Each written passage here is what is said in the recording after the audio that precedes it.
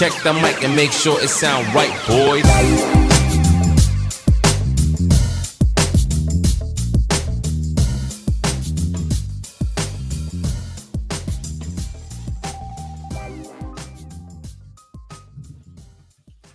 Welcome, one and all, to the Defiant Takes Football Show. I'm Max Dean. You can find me on Twitter at @TheMaxDean, and I am here with Nick Merriam for our first mock draft of the offseason. So this is Nick Merriam's Mock Draft 1.0, and Nick is our Director of Draft Content and Lead Scout at Defiant Takes Football. Nick, how you doing today? I'm doing well. I mean, I always love to get these mock drafts dropped last year. I only really got to do one, so I'm excited to get, one early here. So maybe we can do a couple more before the draft season comes in. And 100%. A little different this year. Like we've been so, I think, especially like the analytics crowd, like which I don't think I'm like a part of it, but definitely in terms of like how I got interested in the draft. There was a lot of this like mocks based on what you would do. And that's not what I'm doing this year. So it's just a little different. And I think getting to the Senior Bowl was fun because we talked to a lot of people, kind of got some details, and just had some fun with it. So it's exciting stuff. Yeah, this is the best way to do a mock draft for me, in that I get to go through with you, but I don't have to actually do any of the work. So, I appreciate that. All right, so we're going to get into it because the second half of the show, we are going to have Tre'Shon Diaz on to talk about the NFC South. This is going to be our NFC South offseason preview. So we got lots to get to. We got to rock through this mock draft. But before we do, I want to say thank you to Noah Ashley and say what's up to Noah. How you doing, man? Hey, dudes. I'm doing very well. Very excited to get into what will be our bread and butter with this offseason stuff. Absolutely. I cannot wait. I mean, to be honest, this was a little more fun than most of my seasons over the past few years, but this is really one of the things I love more than anything about the NFL, and it's what brings me back year after year to, spend a probably excessive amount of my time on. But appreciate you, Noah. Like I said, lots to talk about, so let's get into it. The first pick of the 2023 NFL Draft is Bryce Young to the Texans, who I'm going to have trade up here.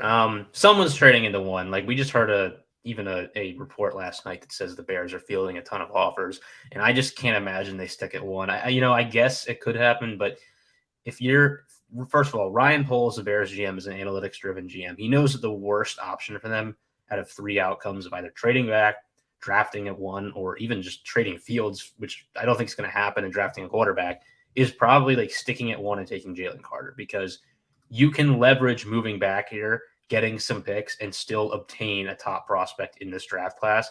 So I think even if it's not a lot from one of these teams moving up, Texans, I'm hearing we've heard some rumors maybe that they're one guy that they might want to go after is Bryce Young.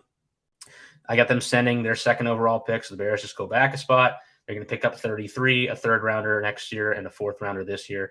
Not a whole lot, maybe a little more than the 2-3 swap the Bears had with the 49ers for Mitch Trubisky back a few years. I do think the Texans would have to give up 33 for this trade, which I've heard some pause about that. Maybe they don't want to do that, but you do have the 12th pick still. So that's a good thing. And just securing your quarterback in the future would be huge for them. You have DeMeco Ryans and Bryce Young for at least a decade. And I think that's a great baseline for trying to build a winning team. Yeah, we just had our very first DTF film session in which we break down Bryce Young. So it's not ready if you're watching this live, but it will be up later today. And we're going to have lots more too. But if you want a deeper look at Bryce Young from the perspective of Nick Merriam, you know where to find it on the channel coming right up. All right. Pick number 2. So the Chicago Bears are, after trading back, going to take Jalen Carter. We've heard a lot about Matt Eberflus values the, 3-tech in his defense. They traded for DeForest Buckner in Indy. That's important. I don't really know if that's a real thing, if he really, really values that position more than anything else. But I do think the precedent of having gone for a defensive tackle should stand out to some degree. And I also think the teams are maybe starting to kind of side more on Carter as a top prospect in this draft than Will Anderson. I don't know where I side on that yet. I kind of got to flesh that out. But I do think that if you're going to build a presence up front, it's been a little bit harder, I think, of recent to find pass rushers on the interior. in the first round than it has been at edge. We've kind of cracked the edge code. And Carter's a unique player. And I think that this is I don't know. I look at Jalen Carter and I think that's a Chicago Bear. And maybe they're not the same Chicago Bears of the past right now, but if you move back and get Carter, you're going to feel really good about where you are right now in Chicago. Yeah, I think, it is underrated by many how valuable interior pressure is. And if you've got a guy who can defend the run and provide that interior pressure, it is extremely important, extremely valuable. There are only a few teams in the NFL who have that right now. There's a reason that in 2019, despite having a loaded class of interior defensive linemen, they all went off the board in the first round. A ton of them did. The mentality no longer is just, oh, wait till get a defensive tackle in the second round. If you got a guy who makes a big time, impact disrupting up front, then you jump on that, you grab it, because ideally you want to have both, right? Mm-hmm. You want to have an edge pressure and an interior pressure, because if you have the interior pressure, then and no outside pressure, which you've seen with teams like the Jets for years, even if you get a push up front, the quarterback can just leak out in either direction, or whatever they need to do. And if you only have edge pressure, it's a little bit tougher on the quarterback, but if you don't have the interior, they can just step up and then make the throw. So really you want both. And I think it's easier to find a situational pass rusher on the outside, even if he's not a big time 3-down guy, than it is to find a guy who is a rusher of any kind from the interior. And sometimes you even have to just try and put tweener guys there just to get that done. So a guy who's a 3-down interior player with real rush capability, I think is extremely valuable. So if I were the Bears, I would be very excited about this pick. Yeah. And I think we kind of got caught up with the run stuffer type defensive tackle being good enough for a lot of teams. There were rare Chris Joneses, Aaron Donalds that could disrupt his pass rushers. Mm-hmm. And weirdly enough, there's a point where you have too many pass rushing defensive tackles that they become easy to find, and it becomes less valuable. But we've kind of seen more, but not enough that it's not valuable, to a point where it's easier to find them, but it is still very valuable because there's not a ton of them still. So it's valuable to get them.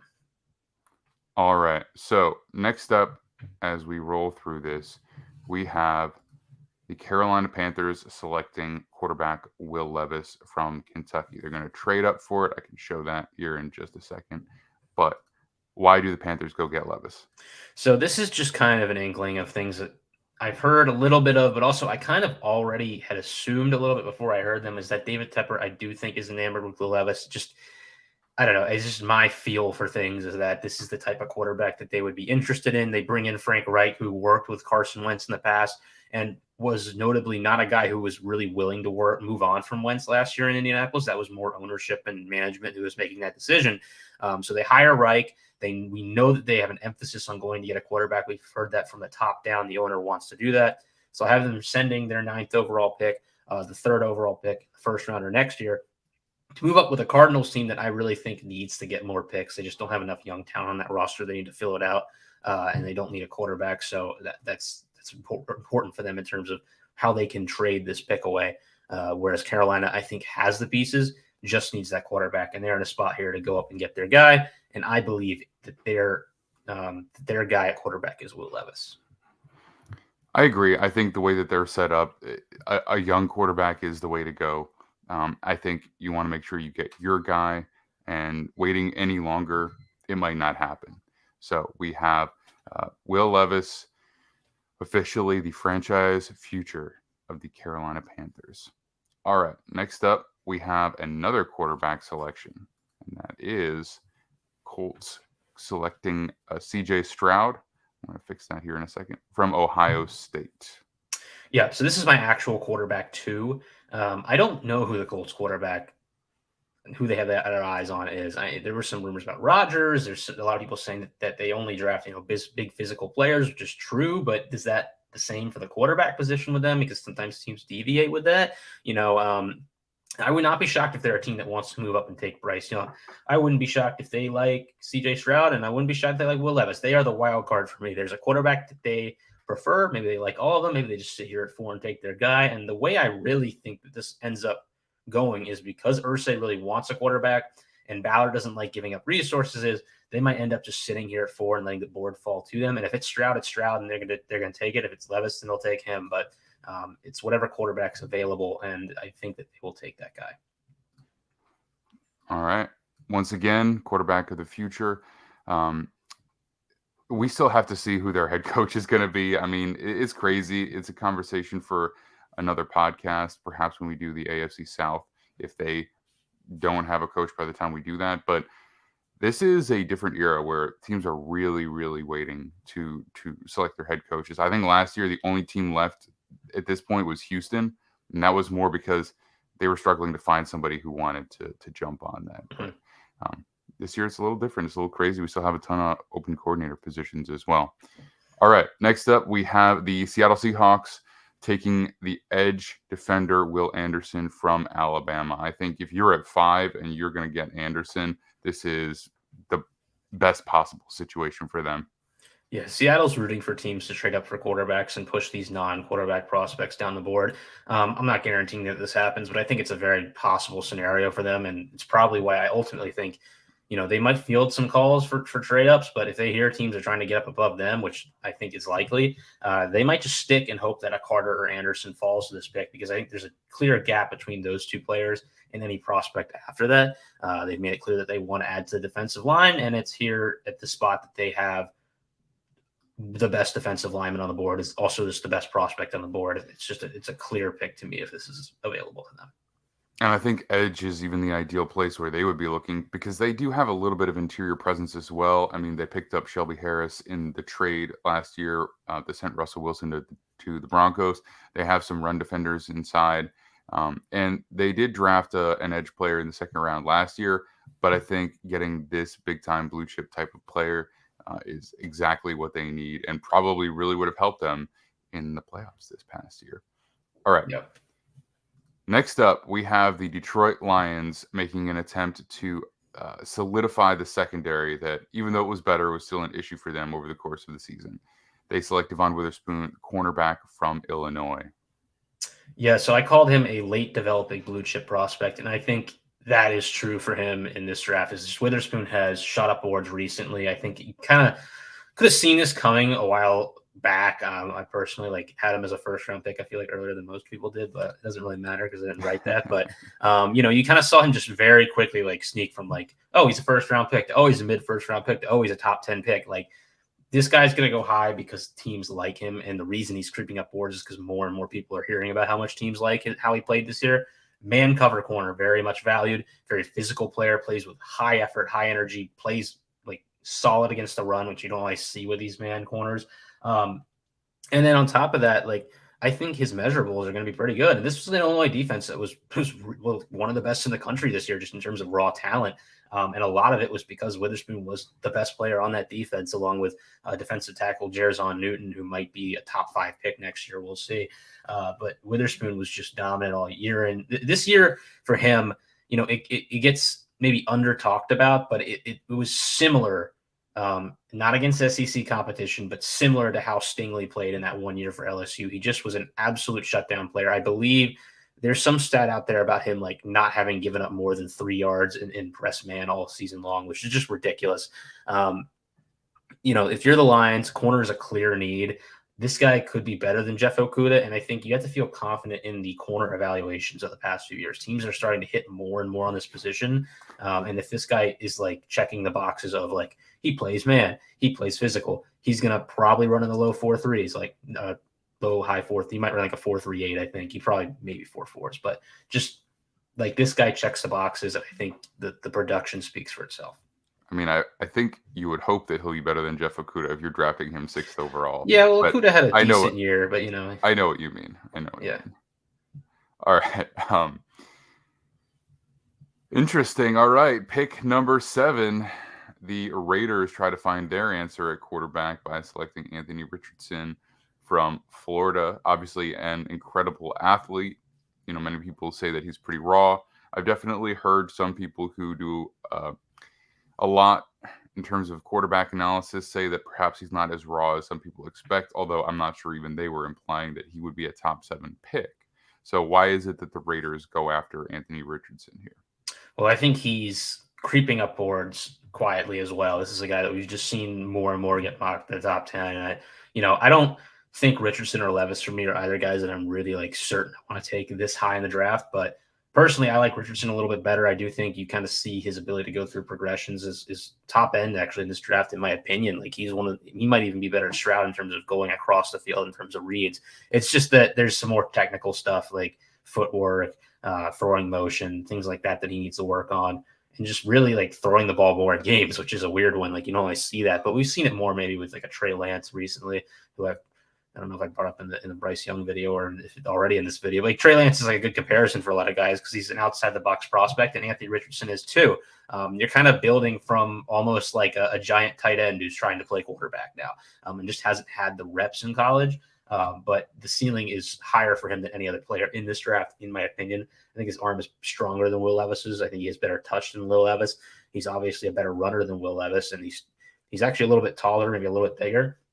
I just think that maybe the production from Levis is more in college. He's maybe a little bit more ready because of that pro-style offense they ran at Kentucky and some of the things he faced in terms of that offensive line.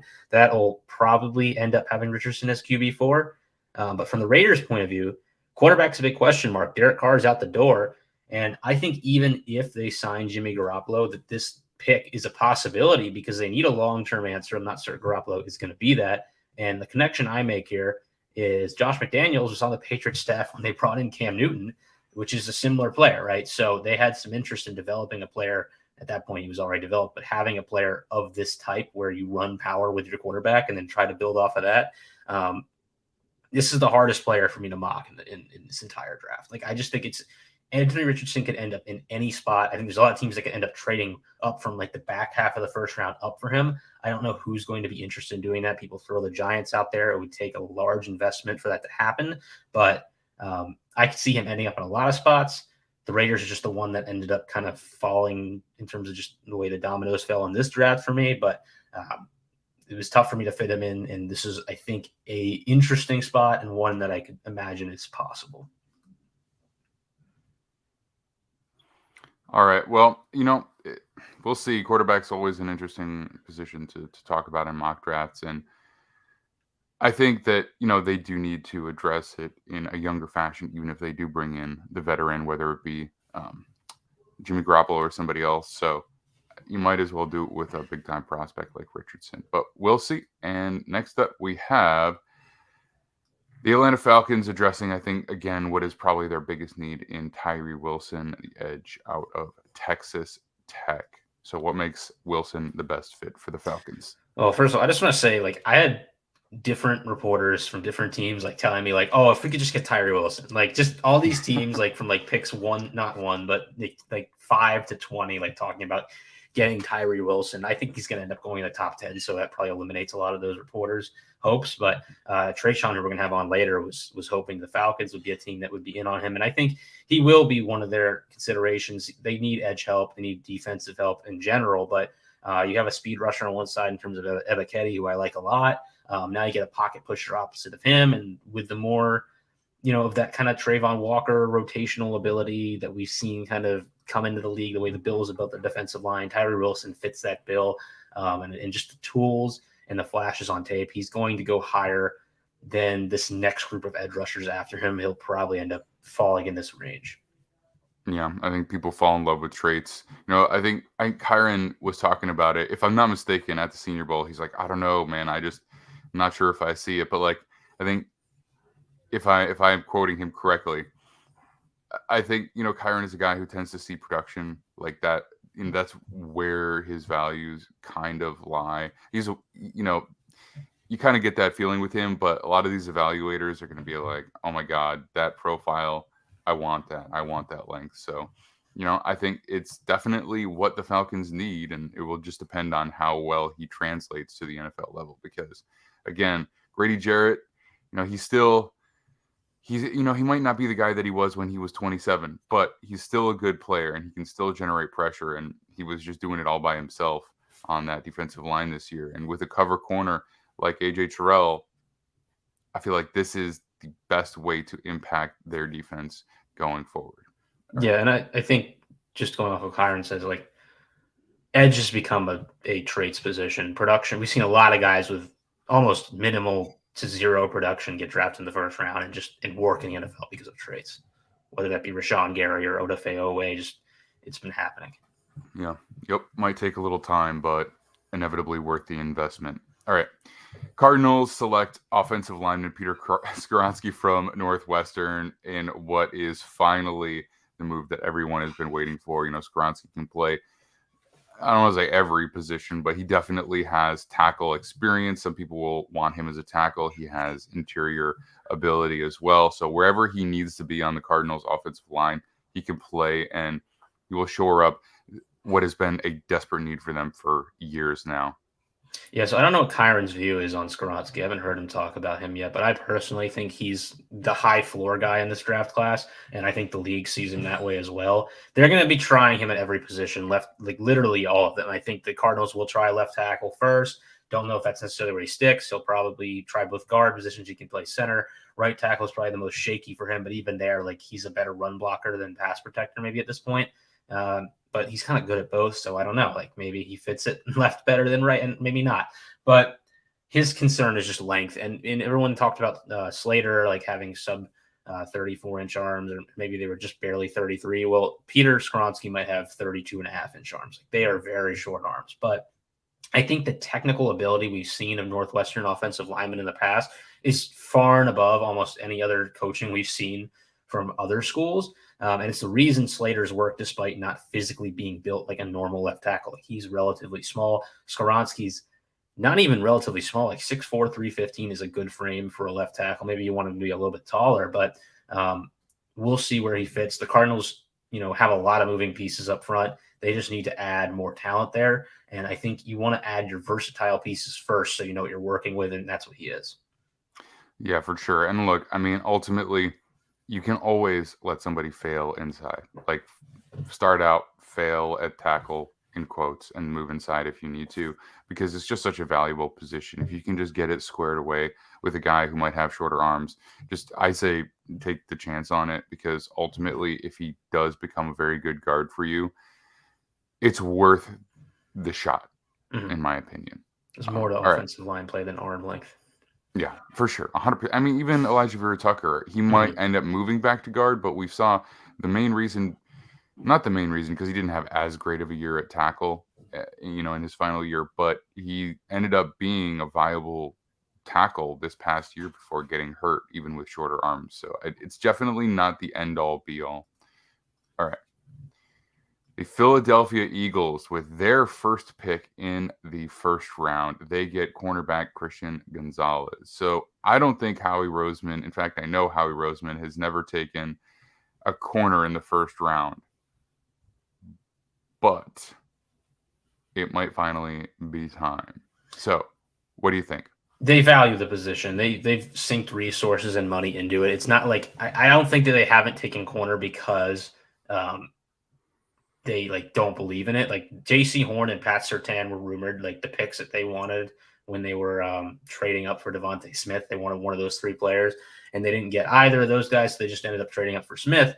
But they have in the past put resources into this position group, and when they've won Super Bowls, which we don't know if they're going to win this one yet, but when they won their past Super Bowl, it was when they had good corner play. Other than that, they've kind of struggled on the back end. This year, we saw them really load up at the position, make sure they hit on guys. James Bradbury might be gone. Darius Slay, I don't know if his contract's running out, but he's getting a little older, right? They're going to need to invest in this position a little bit. And because we've seen teams get better at scouting, I think this position specifically, I think Roseman looks at it and goes, all right, we can take a corner here, have a guy who might not start for us this year. They'll add 2 or 3 corners this offseason if Bradbury's gone. He might sit on the bench a little bit, develop, and hopefully he becomes a long-term starter, which is what this draft has been about for Philly. They get their starters through other assets, and they draft for the future.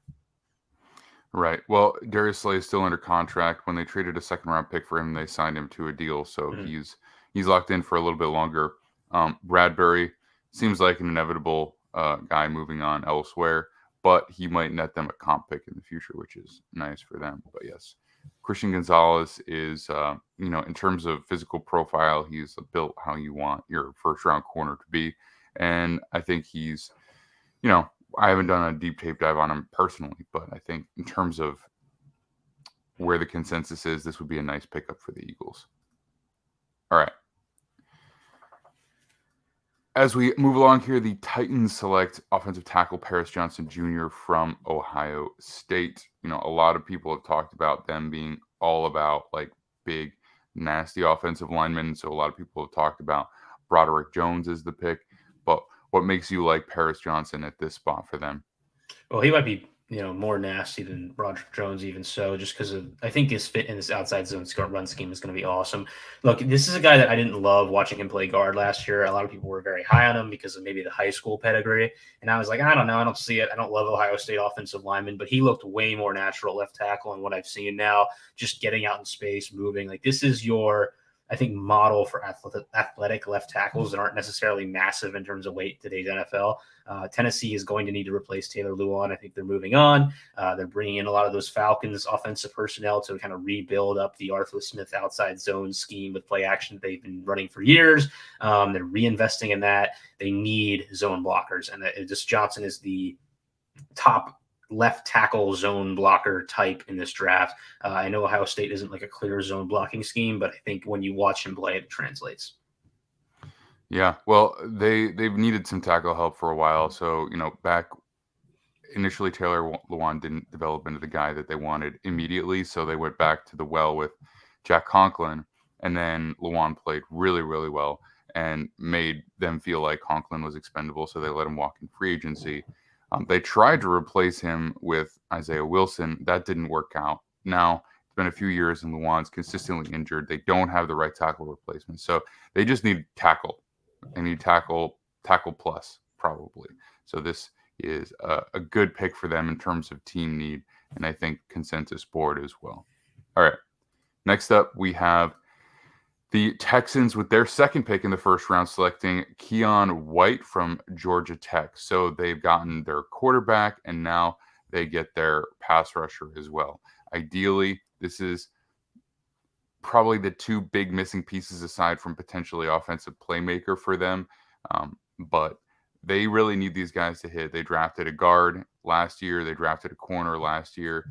So if they get these two final pieces, then you could probably make everything else work. I don't know how quickly they'll be super competitive, but this would be the final moves to complete like the blue chip players ideally you have on your roster. So why do you like Keon White in particular? So first I want to say I had this team as like a big quarterback receiver. Like just that was my markup for them. Almost in every draft I'd written up as just a practice leading up to now. But they hired D'Amico Ryans. I think one of these picks is going to be defense because of that. Even if that's like a small, it's a big thing and it doesn't always matter. They might go offense twice, but I think they're going to give him a piece and a choice here at pick 12. Keon White is secretly like this guy's rising up boards, and everybody you talk to at the Senior Bowl is just like, oh yeah, Keon White, like he's going to go way higher than everyone thinks. I've now seen two mocks this week. Unfortunately, I wanted to be the first one to kind of put one out there that was like this, where Keon White is a top 15 pick. I even saw one where he went 8th to the Falcons. He's going to test out of this world. He has a frame that is uniquely like he is a lengthy and big, so he can play 3 tech, but also moves like an edge player, so he can play edge. Like he is about as good of a trait player for playing edge and 3 tech in the NFL. And he'll be a unique asset to this defense that I think, had some production, gets overlooked because he went to Georgia Tech, but Lucas Van Ness is rising up the boards because of his physical makeup. And I think Keon White is maybe more impressive in terms of that. So not necessarily the same body type, but might bring the same thing to the table as the Eric Armstead that the 49ers have had, or potentially a John Franklin Myers, who plays similar role in the Jets defense, which is very similar. Plays edge on rundowns, can rush from inside, can rush from outside if necessary. So I think that's if you're not getting just like the straight up monster 3-down edge guy, I think this is a really important piece for the type of defense that the 49ers have been running for a long time now, where you just need rushers and rushers and rushers coming in waves from every spot on the defensive line. All right. My New York Jets take tackle Broderick Jones from Georgia. So again, similarly, this is something that they tried to fix. They have some talent on the roster, but it's just hard to rely on any of them. You got Dwayne Brown, who's over 30, who might be a cap casualty. You've got well over 30. You've got Mekhi Becton, who's just been hurt for the entirety of 2 consecutive seasons. You got Vera Tucker, where you can play him at tackle. Maybe you want to play him inside. But bringing in a guy like Broderick Jones hopefully answers that question that Joe Douglas has been trying to answer for about 3+ years now. So why do you like Broderick? Yeah, I mean, he just stepped in and looked. There was something to say about, I wrote this in the article, poise the tackle position. Like, if you can come in and, your first year, you're playing left side on the top team in the country in Georgia, you're going up against really good edge rushers and just look comfortable the whole time. He played well. He didn't really have any, horrifically bad games. Technically, there's probably some things he needs to work on a little bit more, but he has the strength, has the movement ability to play left side if he wants to in the NFL. Clearly, physically, he's up there in terms of just where he went to school and who he's up against and how he held up. I will say, I think it's interesting if Becton sticks around, which, we kind of see it seems to oscillate every week, whether the Jets are oh yeah, Becton's going to be fine, or I don't know, maybe he's gone, but we don't know. This guy probably could play right tackle. And if not, I'd be interested. Maybe they try to put Becton on the right side because he definitely has the physical makeup to do that as well. They just need to add at the position. Jones might have guard versatility. We haven't really seen that yet, but it's possible. Wherever, Vera Tucker can play tackle and guard, just add a guy. Skoronski might be ideal for them just because of how versatile he is.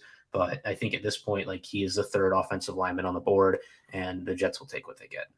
Yeah, I think Skoronski would be a dream for them because it just gives them so much, potential in terms of variant pieces sliding in and out and wherever. But, I think the unfortunate issue, so as it stands, Becton was in good shape to close out the season, which for him is, first of all, hard to begin with, but it's also more impressive because he was hurt. And so a lot of times, especially big guys like him, when you're hurt, you're not necessarily getting the cardio in that you need to maintain the weight, but he looked really good. So some people are optimistic, and I do genuinely believe that's one of the problems that has led to his consistent injuries. But you just can't count on him. You just cannot. So you've got to go into this offseason and try and add at the tackle position. And then if you have tremendous depth, that's great because guys get hurt. But I just don't think you can pencil him in as a starter at this point. So somebody's got to be added. And I think Jones at 13 makes a lot of sense. All right. The New England Patriots select wide receiver Jackson Smith-Njigba from Ohio State. This is a pick that I probably would have given me stress at different times. With Sauce Gardner now, that it helps a little bit. It helps me feel a little bit more confident about matching up with that. But the pick makes a lot of sense.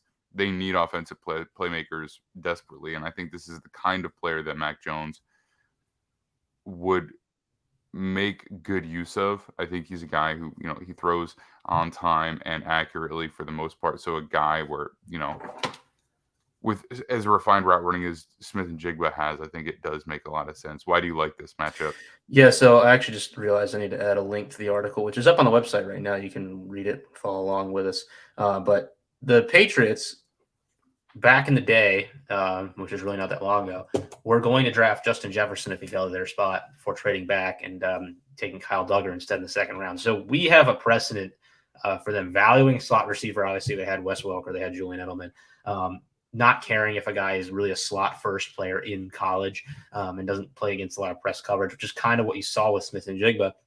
And I think you hear a lot of murmurs. It sounds like based on the way receivers have played down the stretch here this past season that the teams might be kind of settling on Smith-Njigba now as the top receiver in this draft class, even if it's by default. I've also long believed that he kind of has this Garrett Wilson-esque thing where people don't think he's a great athlete, but he's going to go to the combine and test better than people expect. And I think ultimately that'll have him being wide receiver 1 in this draft class.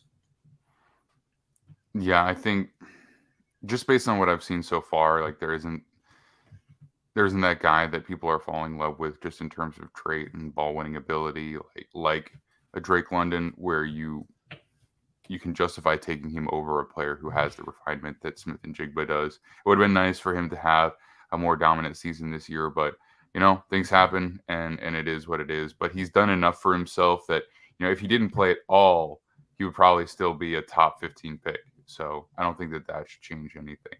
All right. Getting close to halfway through the first round here, we have Packers selecting edge defender Myles Murphy. So they are in a tough position cap-wise. They have Rashawn Gary. But I don't think it would hurt to add an edge defender at an impact position or a player at an impact position for a cheap contract. They definitely need to see what Jordan Love has if, in fact, Rodgers is traded like it looks like he will be.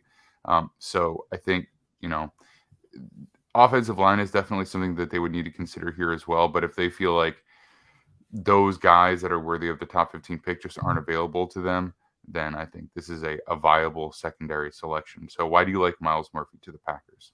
Yeah, so I've been a little lower on Murphy throughout this process than some people have been. He was kind of top 5 on some people's boards at the beginning. He's similar to Tyree Wilson, like same size, doesn't quite have the wingspan, probably is going to also test well. I don't know if I like the production on tape as much as Wilson, but there are flashes from Murphy that are impressive. Hasn't quite put together all the way. Clemson, maybe not the best at developing defensive line talent from a technique perspective, as we know about Brian Brissy, who doesn't show up in my first round, by the way, spoiler alert, but is another guy who's kind of like that, just didn't play as much. Murphy kind of fits the profile of like what the Packers like, which is like big and athletic players. It's interesting. Rashawn Gary was a guy that you would kind of look at this 3-4 like odd front scheme and think, oh, maybe they put him at defensive end, put his hand in the dirt, have him add weight. And they weren't like completely fine with having him be a stand-up edge rusher. So I think that they're going to, if they take a Murphy, like they'll be completely comfortable with having him start out as a stand-up rusher. If it doesn't work, I think he has the frame where he can add weight and then, move inside and reduce down to be like, a 3-5 tech type as well. All right. Let's keep this clip moving so that we can be ready in time for Tre'Shon in the NFC South. All right. Commanders select offensive guard O'Cyrus Torrence, top guard for most people in the NFL draft at this point, out of Florida. So if I'm not mistaken, he played at Louisiana Lafayette for the majority of his career, ended up going over to Florida, playing in the SEC for a year, had a really nice year. And looked really good at the Senior Bowl as well, kind of solidifying his place as the top true interior guy. So what is it about Torrance that makes so much sense for the Commanders? Well, he's massive. He's really strong. He's a gap scheme guard, which is what they're looking for. That's an emphasis for them this offseason is get offensive linemen, go gap scheme. We're going to run the ball. Sounds like Sam Howell is going to be their plan at quarterback. I mean, I'm excited about it, but a lot of people are not, so we'll see. But I think that they are penciled in for Torrance here at 16 or Steve Avila at 47. Like they need a gap scheme guard or center or something to shore up the interior, and they'll be investing resources into it. Yeah, I think so. And I mean, we also need to see who their offensive coordinator is ultimately. But if they're committed to going with Sam Howell, whoever they bring in is probably not changing that decision, right? All right. Steelers select cornerback Deontay Banks from Maryland. I think this is a key position of need for them. I think if you get a corner who can really match up one-on-one more effectively than some of the guys that they've had, that just gives you so much more flexibility with Minkah Fitzpatrick, lets you unlock him. And I think they did okay with the corners they had, probably a little better than I expected. But I think this is the final piece to the defense that they really need. Now, again, I'm a proponent of them going offensive line, particularly left tackle. But if that doesn't present itself in a position that you consider to be value, then corner to round out the defense is the way to go. Yeah, I mean, Steelers have like a type of player they like to go for, and if it doesn't fit their like persona, they don't go for him. And I think Deontay Banks fits the Steelers persona perfectly. Like this is a physical, high effort, like not quite to Devon Witherspoon's level, but like similar type corner. I think that, he doesn't maybe have the traits and won't test as well at the combine, although he probably will test pretty well. The thing that Deontay Banks is going to have over most corners in this draft is just the scheme versatility. The Steelers like to run all sorts of different stuff. He'll be able to play man. He'll be able to play cover 3. He'll be able to play cover 4. He'll be able to play cover 2. He'll be able to bait anyway. He's just the type of guy that you kind of fit into your defensive scheme, ask him to do whatever, and it'll work out. He's rising up boards. We're hearing more and more about him. I think he goes day one. This is maybe a little higher than anyone's seen him mocked at this point, but I think he fits what the Steelers are looking for. Yeah, I agree. And again, it just, if you can give Minkah Fitzpatrick more flexibility, like pre-snap, post-snap out there, let him just do his thing, I think that you set yourself up really well. They're a defensive team, so I think you want to lean into that, and I like the fit for sure. Philip Withers says that he likes Keon White at 12, but he's a little rich. I think trade back would be great for them. I think trade back is a positive thing for anybody. It all just depends on if you got somebody to dance with. So, he said he likes Zay Flowers at 12 as well. So there's the playmaker that we're talking about. I feel that you definitely want to help out your young quarterback, but I also think that they have all the resources to go out and get a playmaker or a few playmakers that can help the development. And I know you're right. DeMeco Ryans is going to want pass rushers because he doesn't want to be like the Jets last year where defense is your calling card and you just can't rush the passer and you just get shredded. So I could see it going either way, but I think that's a viable option as well. I think by the end of the draft process, we will not be looking at 12 as rich for Keon White. I think that's like around where he's going to end up going. But I think higher, players honestly. like that. Yeah, players like that are oftentimes viewed as like late first, early seconds, but the show they put on at the combine just inevitably pushes them up because traits are traits for their edge. All right. Lions running back Bijan Robinson, Texas. This is fun. I don't know how Lions fans will feel about it because they're not getting their quarterback of the future. I will say that there's got to be some regression in terms of the amount of production that we can expect from Jamal Williams. He's a good player, but let's not expect the number of touchdowns he had or the rushing production that he had. It's just Well, let's just say rushing touchdowns are a product of them running the ball in the red zone and being good at blocking like duo and inside zone in the red zone. Like Jamal Williams is a great player. I really like him. He's a free agent. They're going to have to pay him. They might do that. And honestly, like I wouldn't be shocked if they still took Bijan. Bijan's going in the top 20. Like we could have a whole discussion about running back value. Like it's going to happen. We've heard it from people all week, like about how much he's liked in the league. He's like, just too good. It's going to happen. And I had to fit him somewhere.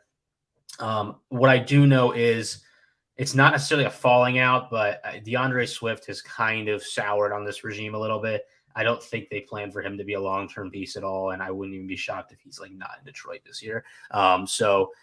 They will be looking to replace, and they have such a good offensive line. Like they might just try to take advantage of it and say, "Look, our offense is good."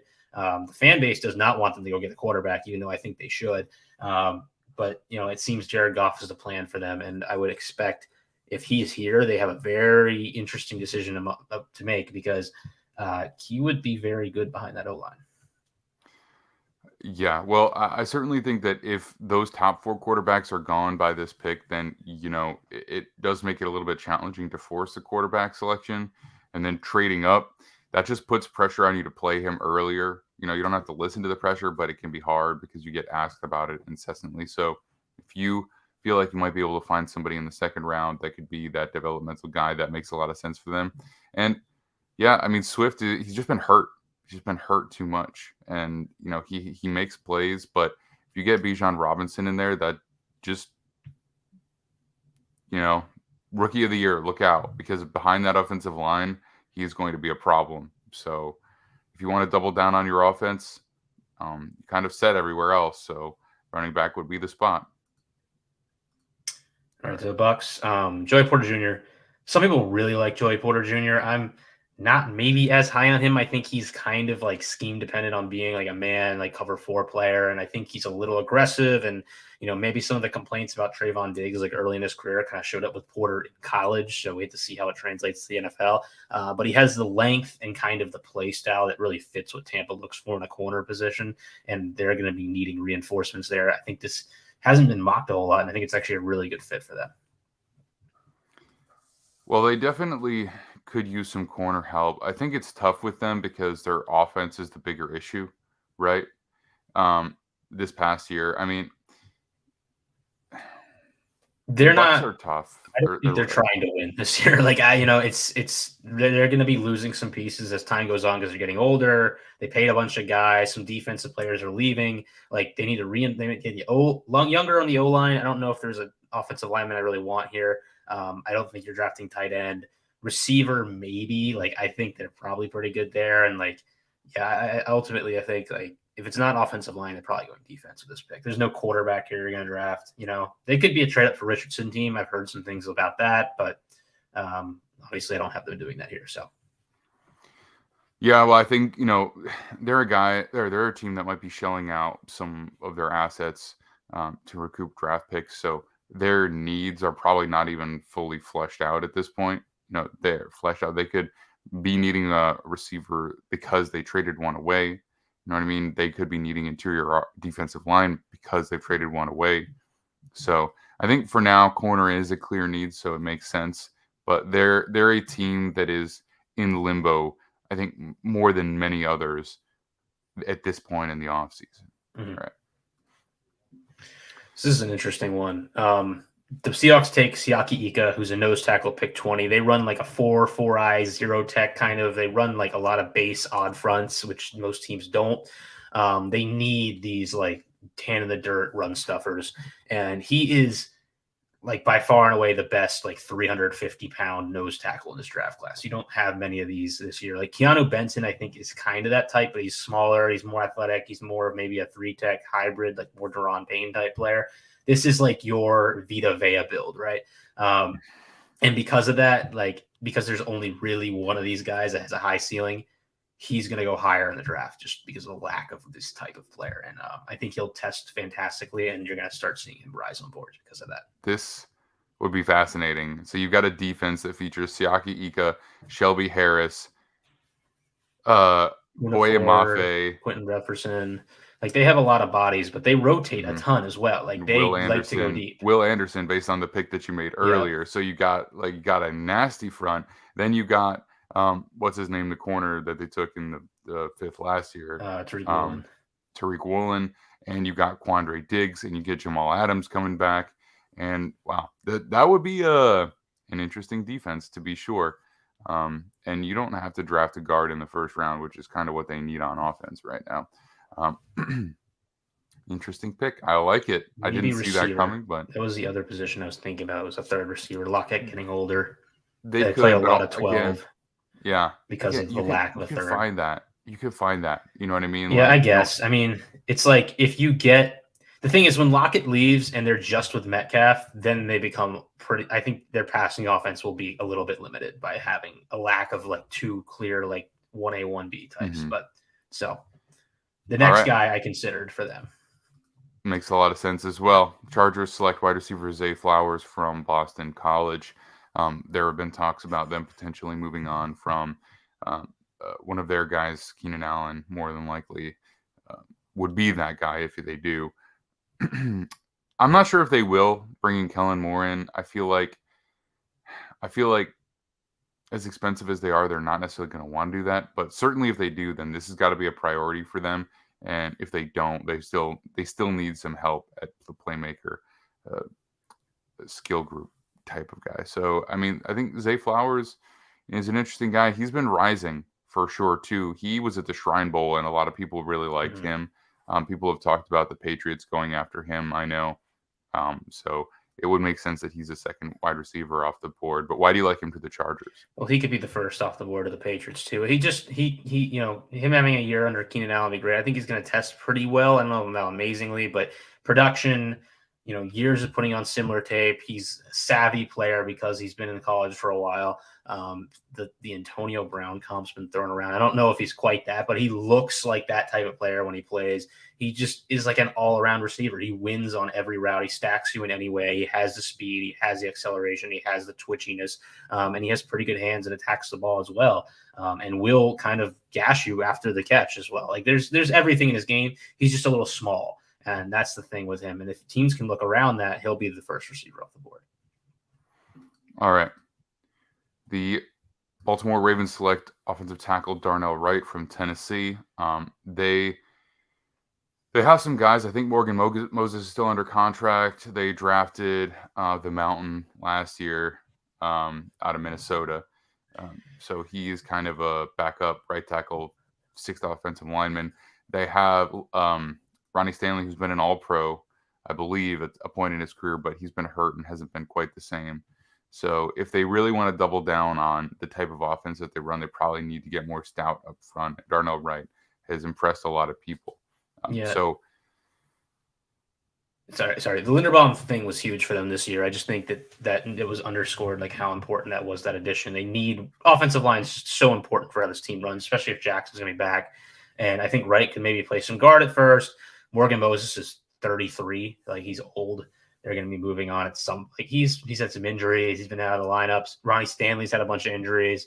They need more depth at a very important position group for how this team works. I like Falele.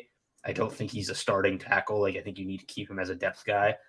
So I think this will be an emphasis. Mm-hmm. Yeah, makes sense. I mean, I do feel like they need to make an investment at receiver too. I think that would be a really big deal for them.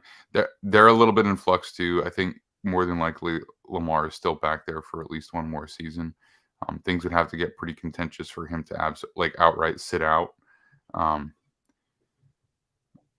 Just because of his play style and you don't want to miss those prime years as a player like that because it'll only last so long. People won't. I don't know.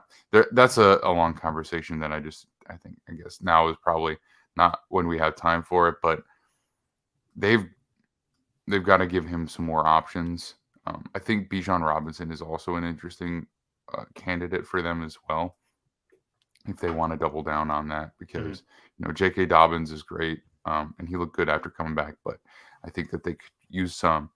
They really want to really lean into that dual backfield threat that he's a big time guy for them. Vikings draft edge player Lucas Van Ness from Iowa. I think this makes a lot of sense. They have a good pairing, but this would be a nice guy to have in the pipeline for their pass rush packages and eventually 3-down type of player. Yeah, and I think they're a little old at the position too. Like not like super old, but Zarius Smith has had his injuries. Neil Hunter's had his injuries. This is a team that will be going corner or edge of this pick just because of who's running it. Analytics driven, they'll go with the valuable positions unless there's if somehow they really like Brian Bresee or one of these defensive tackles with like a Keon White still here, like they might be interested in him. But Van Ness has the tools that you look for in an edge player. He kind of has the erratic pass rush like pathway that in terms of the way he gets at the quarterback that Darius Smith has. So maybe there's kind of like a learning process there where they kind of gel in terms of play style. But they definitely need to just find more talented players in general on that defense. All right, let's get a move on here because we got Tre'Shon waiting in the wings, and we've got to talk about some NFC South. So, all right, the Jaguars select tight end Michael Mayer from Notre Dame. Evan Ingram had a nice year for them, but he's on a 1-year deal, so they'll need to replace that production somehow, and Mayer is your tight end one, so that certainly makes sense. Even if they bring Ingram back, like Doug Peterson likes to run 12 personnel. This is a Trent Baalke pick. Like you can see the 49ers in him and that he wants to find players with unique profiles in terms of their traits. And Mayer is like a big savvy tight end and you don't see many of those. And it makes sense to get a kind of high floor weapon for young Trevor Lawrence. All right. Let me pull up this next. All right.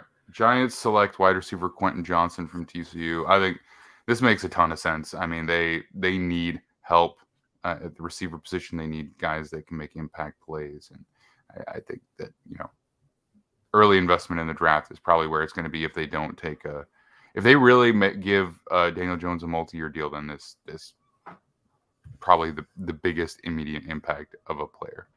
Yeah, I still think that they're going to do something short term with him, and Daboll's going to be here forever. He can wait for Quentin Johnston to kind of develop as a player.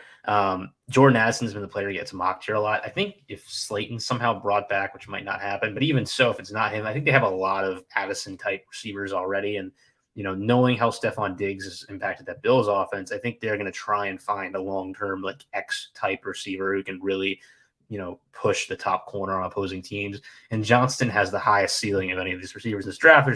There's issues with his physicality, ability to catch with his hands, and putting together his route tree.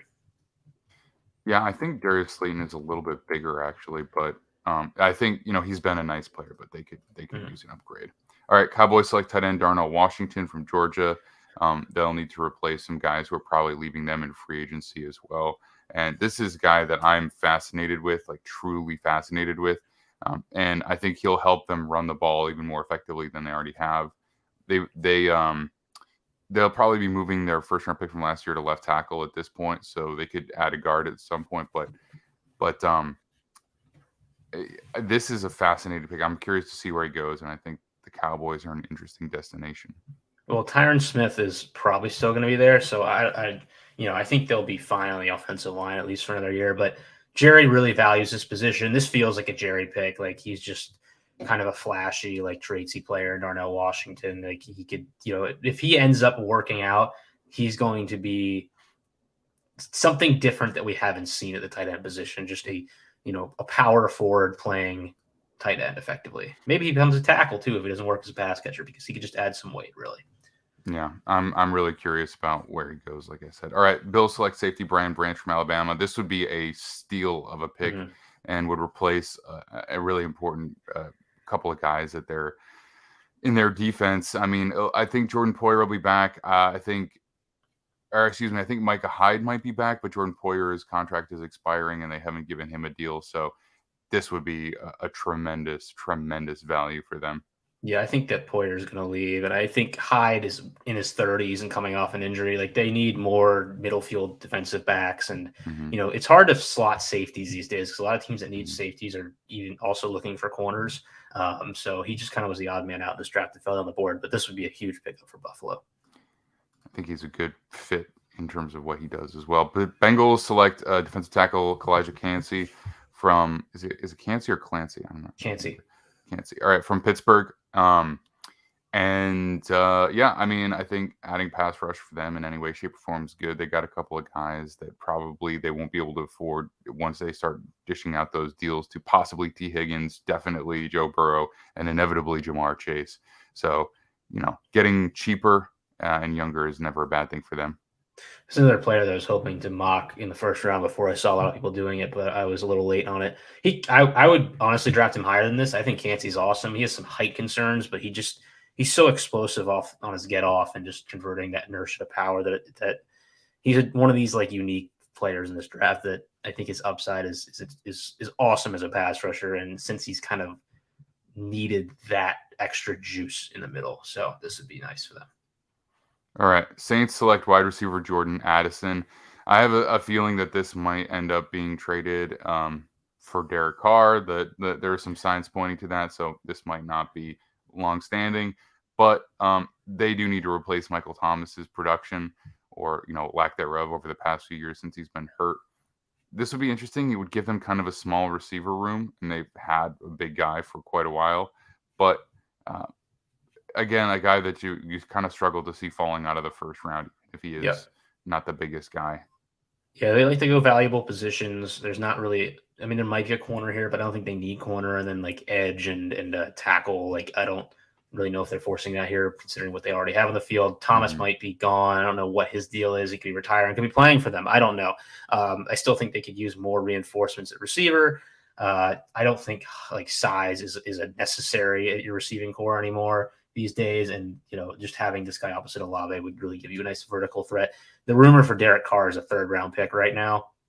I don't think they're going to be giving this up for Carr. Like I don't think anyone else is going to be bidding. If they give up this pick for Carr, then they're just they're sending way more than they need to, because I don't think anyone else is offering that. Probably true. I wouldn't be surprised if they ultimately do send this just to get it done, but get a pick back as well, like that. I could see that happening. Yeah, maybe. All right. I can see that. Yeah. Chiefs select offensive tackle Dajuan Jones from Ohio State. They need to replace a potential loss of Orlando Brown, who they were not able to come to an agreement with the contract. So this is the second to last pick in the draft because the Dolphins don't have theirs. Also makes a lot of sense. Chiefs have taken chances on players who have had questions before. And I think that, this gives them the physical profile of a really interesting player. And I don't know if you want to slot him in straight away at left tackle. It might be a little bit nerve-wracking, but definitely a position of need. I think he's their right tackle, and they need both positions because I don't think Andrew Wiley's a long-term solution on the right side. I think you're going to slot Jones in at right, and you're going to have to figure something out for the left. Maybe they go tackle twice in this draft. We've seen that with Seattle last year. Could happen, but he's just – we saw him in the Senior Bowl, like just freakish size and length, and he's gonna get taken day one because of it. Just you don't see what he has very often in these drafts. All right. And the Eagles get their trench guy to solidify what is already a great offensive line. Offensive guard Cody Mock, one of the favorites of the Senior Bowl this past week. And that would be fun. I'm not going to lie. Yeah, I mean, nice he fits like he would be best friends with Jason Kelce. Like we can already tell that would happen. But also just the Eagles, again, they like to draft for the future. They don't want to start their guys immediately. I don't think he's a guy who fits in and starts immediately, but Samalo could be gone. Swalk needs to add weight to play guard, so they might be working on that. They're older at some offensive line positions. This is their most important position group. They invest so much into it. Like literally, Andre Dillard got drafted in the first round, and they're going to get a comp pick because someone else is going to sign him, and they didn't even need him. They will continue to pump in high resources into this offensive line so they can run the offense they do with Jalen Hurts. Makes a lot of sense. And Jalen Hurts is going to get a lot more expensive coming up, so.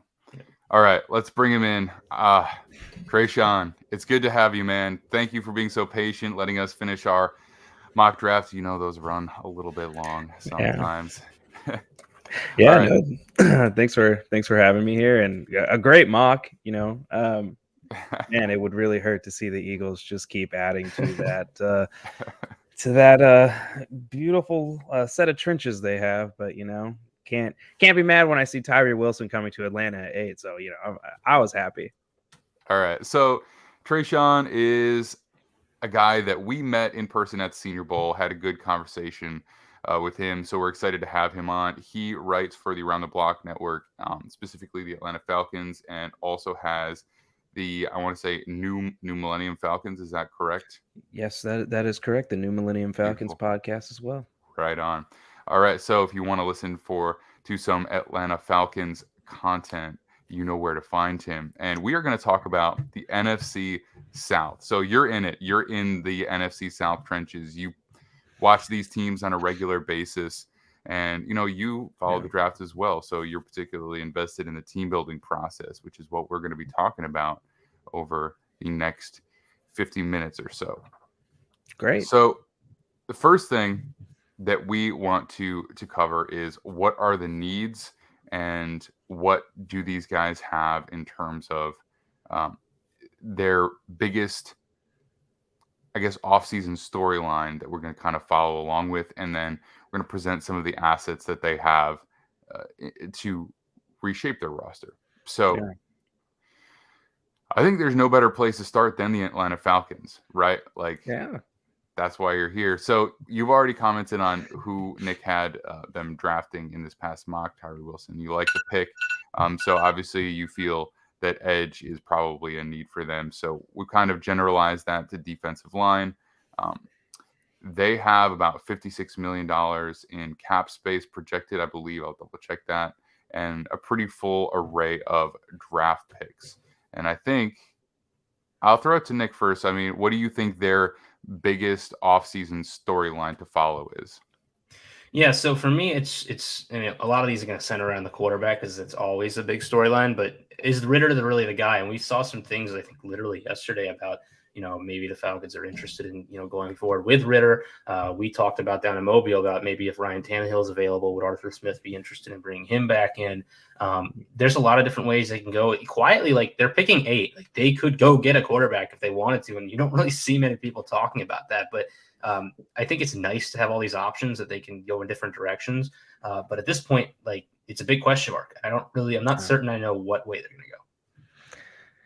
Yeah, big question mark is probably the best way to put it. So, last year the Falcons, they found themselves in what was, a playoff race in the NFC South, which, if anybody was kind of looking at just the overall wins and losses of what was going on in the NFC South, it wasn't a lot of winning football. It was just kind of like mathematically possible football is what we like to call it. It's like, sure, yeah, we can be a playoff team technically, but yeah, it comes back to the quarterback. And you mentioned yesterday, Arthur Blank, owner of the Falcons, did kind of put his stamp, behind Ritter, giving him some support, saying, I kind of liked what we saw in the first 4 games, and I think that he's somebody that we should, see next year with a full season if he's the guy. And I do think that's probably the route that this team's going to go. We talked about, if somebody like Ryan Tannehill came available, I think that's probably,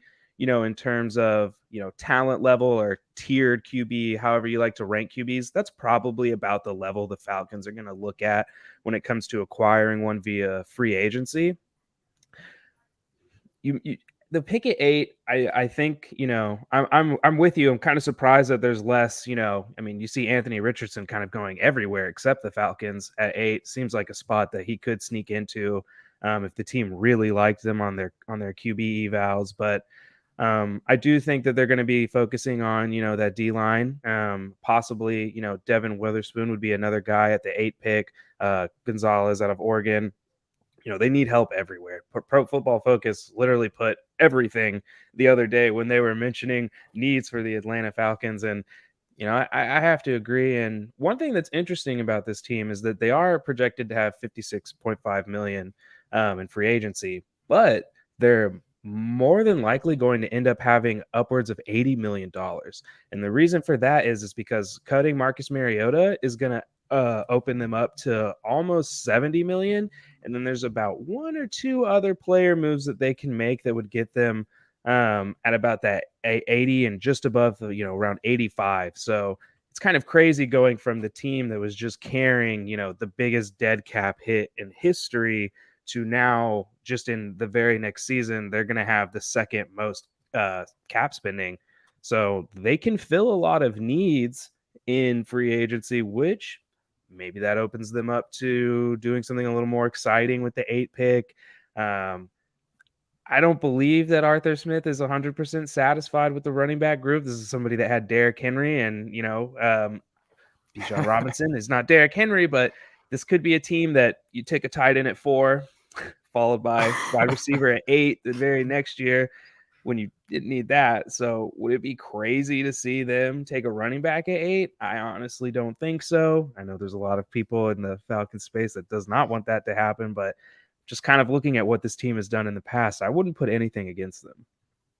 Oh, man. And I've seen some of the stuff you put on Twitter and you crack me up. I mean, honestly, I wouldn't be surprised if they ended up with a player like that in some way, shape, or form. I wonder if 8 would be realistic, though. But, I think one of the reasons that a lot of people don't talk about quarterback for them at 8 is because if you're picking at 8 and you don't trade up, you're probably getting a guy that needs a fair amount of development. And because they didn't go quarterback in either of their first 2 years, going into year 3 and either having to wait to play Richardson for a whole year or deal with whatever he brings to the table for a year, or Will Levis for that matter. It doesn't match up like with their timeline that well. And I think that's one of the reasons people are like, are you taking a tight end? You know what I mean? Like that's kind of the pick that you make if like somehow you end up like the Eagles with a pick in the top 10 that is not yours, So, so however it is that they got here, it just doesn't fit their timeline that well. So unless they're somehow swinging a trade up for a guy like Bryce Young, who we've talked about, who is ready to come in and perform immediately, I don't think it fits Arthur Smith because they, you can point to a lot of positive things, but you need to not be picking in the top 10 at the end of year 3, because otherwise it's probably not going to stick. So I think a veteran and looking at what you have in Ritter is probably the way to go, because if Ritter's not the guy, you need a baseline. And then if somehow you're still around after next year, then maybe you take a swing, you trade up, you do whatever you got to do, or you roll with Ritter if he's good. Yeah. So I think that's really the answer to the quarterback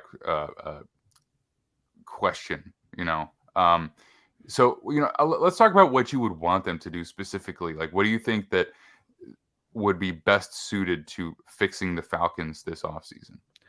Yeah, so immediately I think I'm looking at Jesse Bates out of Cincinnati. Everybody wants to sign the top free agents and everything like that, of course. That would be my top target for the Falcons this year, just because I don't really love this year's safety class. And I know that's a pretty big position of need on the back end. And again, it'll allow them to invest in the trenches more in the draft if that's the route that they want to go. And of course, speaking of the trenches, Deron Payne, again, everybody wants these guys.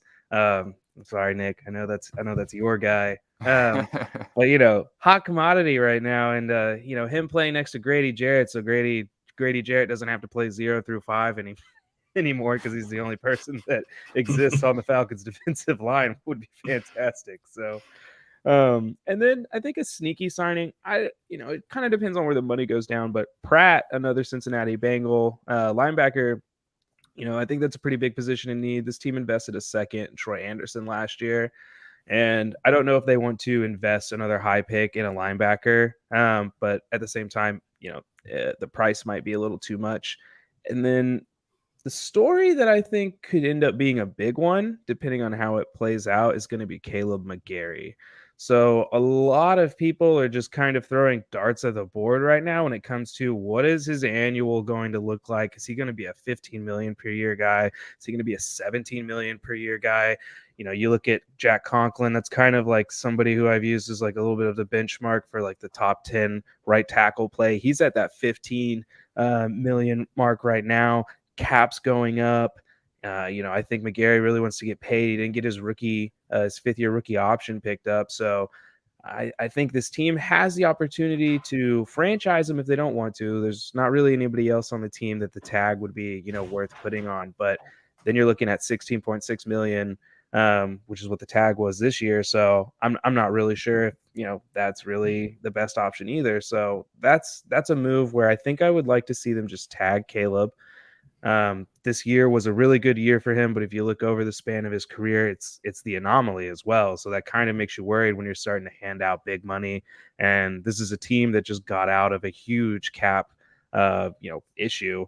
And I don't think they want to completely bury themselves again with a bunch of contracts this offseason. So I think there's still going to be some bargain shoppers, is what Terry Fontenot likes to call us. Well, I think just speaking to the cap stuff, they have traditionally been pretty heavy spenders in the prior regime. I mean, Arthur Blank, he's got a checkbook that's pretty deep, and so he's willing to spend. I think they've gone from being one of the most indebted teams in terms of dead money to one of the most cap space rich teams because they didn't do what the Saints have done. They did not try and double down. They did not try and force it. They basically took that hit in 2 years, the first 2 years of Arthur Smith's career as a head coach, and said, all right, we're going to do this, the patient way, and we're going to give ourselves flexibility in the future because then we know what we have and we can make the moves that we want to make. So I wouldn't be surprised to see them get pretty heavy into free agency. I also wouldn't be surprised at all if they did throw down an $18-point-something million franchise tag on McGarry because, again, track record, you kind of want to know that this is a multi-year type of performance, not just a one-off and then he gets paid and then he just kind of falls into oblivion because that would kind of stink. So as far as the financials go, I wouldn't be surprised to see them get pretty spendy this offseason. Nick, did you have something else you wanted to comment on? Yeah, I wonder how having that 2-year session of just getting the cap right affects Arthur Smith's outlook here, because it could be that they're looking at him and saying, you're going to get an extra year here and your normal process of building because of that. Interesting with McGarry, I think the continuity of offense, how much they relied on that outside zone last year really is going to matter with him. And I think if you're able to get him at a price similar to Conklin, just with the way the cap is and the price of tackle play, if you can structure it so you can get out of it after year 2, say, that's a pretty good deal. I would be a fan of that personally, just with all the money you're going to end up having here. But yeah, they have a lot of directions to go in. We're really going to see how Arthur Smith builds off of what is strangely a team that has an identity despite not having a lot of talent. Like that's like a weird thing to me. Yeah, no, it was really funny, especially seeing the year 1 to year 2, because in year 1, this was like it was a really pieced together football team. Matt Ryan was trying to run an Arthur Smith, offense, and it was just kind of like funky looking. And you did see them really get some guys in that could kind of like, establish the identity of what the team wanted to be. And both of you mentioned, and this is something I've brought up, but it's very interesting to see how this first 2-year approach has gone, because not a lot of teams give a staff or anybody 2 freebies. And that's kind of what happened here is, they came in, they taught, Max mentioned the cap situation. And it's actually funny because Terry Fontenot came from New Orleans, and, everybody was saying that he was their cap guy in the building. So it was really interesting to see him come over, and I was like, all right, what's he going to do? Because all Thomas Dimitrov used to do was just, restructure, extend, and push the money down the road. And Terry basically was like, no, we're just going to take everything on the chin in these first 2 years. First thing he did was trade Julio Jones to get out from that contract. And everybody thought that was a wild trade. Like, oh, you only got a second for Julio Jones. That ended up turning out to be a really big win for the franchise. And, you get a lot of these tough decisions that you have to do at the beginning, and now they've got a really nice year 3, and I think that it kind of does put a little extra pressure on Arthur Smith and this team to perform, because it's like, all right, we've allowed you to do something most people don't get, and we've let you bring your players in, we've kind of gotten rid of everything else that used to be here, and it's all set up for you to take off now. So what are you going to do with it? Yeah, I think you got to be careful. You can't make mistakes like waiting for more than half of the season to go by to play Desmond Ridder. Like those types of things you can't do, because that will get you fired. Because even if you have a slightly disappointing year in terms of win-losses, you can still keep your job if you handle everything right and you have a tremendous amount of excitement going into 2024. If you've got a lot that's like, this expectations are now high, that's how you keep your job. If you have a frustrated fan base in week 13, you're probably not going to keep your job.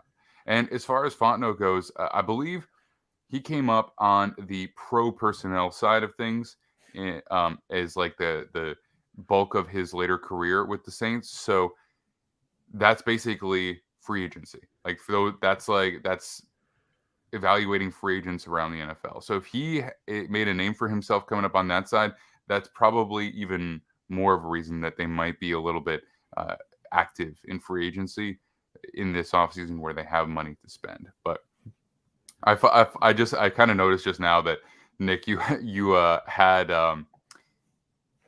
you have the team needs labeled like carefully, instead of edge or DT, it's D line. So it's just like everything.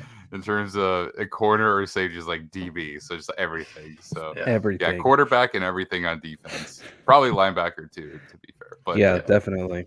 All right, so let's talk about another team that's picking in the top 10 that might be looking at a quarterback right now.